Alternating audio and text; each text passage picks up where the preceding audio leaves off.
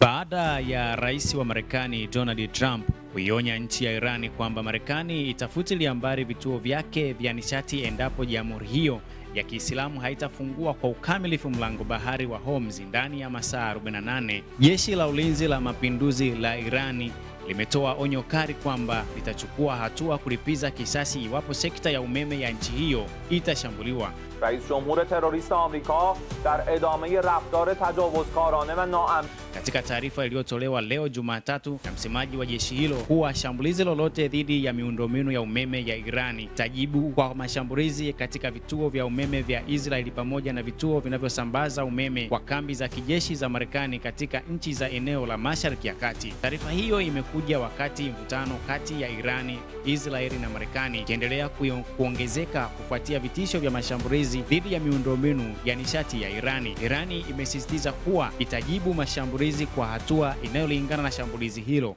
hasa katika miundombinu ya umeme na nishati katika eneo lote la Mashariki ya Kati. Tayari mvutano huo umechangia hofu ya kupanda kwa bei ya mafuta na kuhatarisha usalama wa miundombinu muhimu katika vituo vya umeme, mafuta na maji katika nchi mbalimbali za eneo la Mashariki ya Kati. Hii ni CF Media.